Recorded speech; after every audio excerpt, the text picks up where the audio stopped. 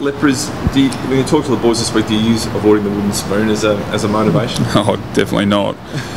You don't talk about losing ever, you talk about the positives of winning and how we can do it. So, and obviously the result of it, we're still a month away. I mean, we talk like it's the season's over, but there's still a lot of wins to be had and opportunities for our footy club. So, the longer you're on the bottom, the more people want to talk about it. So, I just only wish if you're ever going to finish bottom, you just want it in the last week of the year, not the preceding 18. Because whilst you sit there, that's all everyone wants to talk about. So, but yeah, we don't talk about it internally.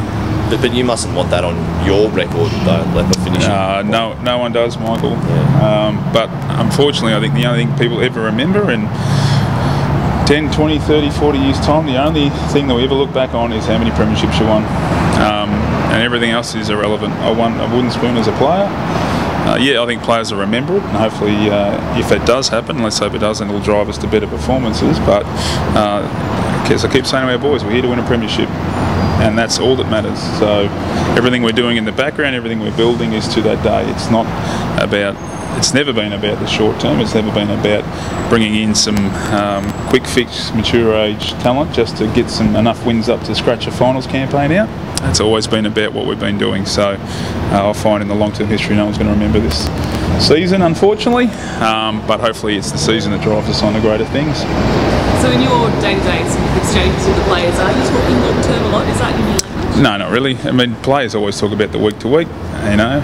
When you think about it, for our younger players, every week's an opportunity to put on another 0.05 of a kilo and get a bit smarter and a bit stronger and a bit better, and they all add up together and to the end point. So that's what happens, and yeah, there's a time frame on that. Everyone can look back in history and just determine and judge me and the club on how quick that should happen and when it should happen, but that's not for us to talk about. But if you do finish last, you get that advantage. Is that, you know, from a coaching perspective, do you look at it, you know, and it's like you said, there's a player you have a wooden spoon, no, but you only look at no, I don't know. We look about winning, that's it. I don't care about, you know, I don't want to finish last, the team don't want to finish last. We just see it to win. So, I mean, you look back at the history of time, teams that have tanked to lose, I don't think it's actually helped them and helped their footy club. So I think if you have a winning culture, that's the most important thing. So we keep trying to win every week. I'll be coaching hard every week, putting our best team out every week that's available to try and win. So why will you beat Carlton? Why will we? Yeah. I don't know whether you give you the good stuff about us, or I don't want to pot the opposition either, Michael. You just put it right on me then. Both teams are going about the same, but I think if you look about the way we moved the ball the last few weeks, and particularly last week, giving ourselves a lot of opportunity to score 100 points, I think that's an area, if we can continue to do that, just tighten up some of our defensive stuff, I think that's the areas that we can do that. I think their stoppage work's pretty good. We have to match them in there. If we can match them in there, that gives us our opportunity. What have you made of Carlton? What improvements in Carlton have made under Barca, do you think? They're playing a different style of footy now compared to they were with yeah, I mean, defensively their game's changed, there's no doubt, under Barca, so the system's changed there. But, you know, I find a lot of the teams in the competition now are trying to do similar things.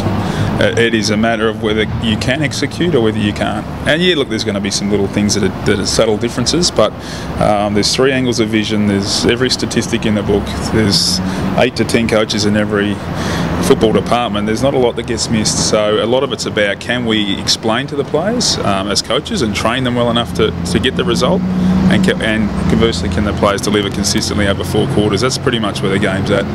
I think at the moment we've sort of failed in that area this year, so that's where we need to improve. So how much do you get out of the win over them earlier in the year? Like, have you had a look at that? What can you sort of get out of that? Yeah, obviously when you've beaten a team already, it gives you a little bit more confidence going into the game, but such a long time ago, it's almost a distant memory, so it's more about the current and the current group. So I think back then I don't think Rocky or Pearce were playing, but Beamsy was, and now it's the other way around, so it's personnel-wise it'll be a bit different.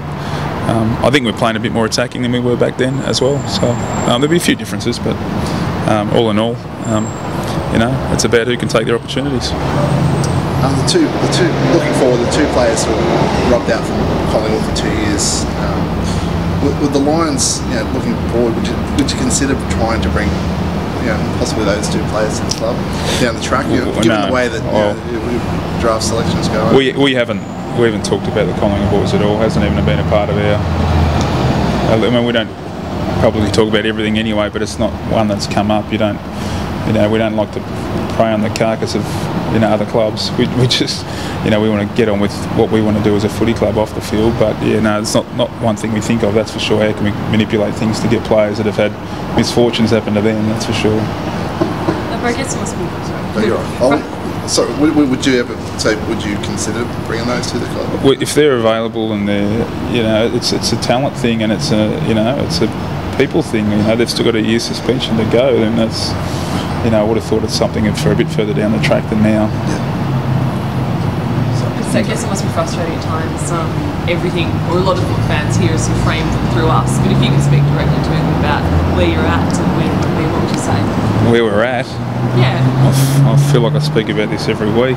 But to fans, I guess, without it being framed through us. I'm here to speak to the fans, aren't I? This is what I'm doing. I mean, that's what we do, and I think we've tried to be as transparent as a footy club as we can without giving the world our plans. I mean, that's the idea. And if you only want to walk out to the Gabba and see the age and experience of our players and the retirements we've had and the people we've brought in, it's pretty obvious what we're doing, isn't it?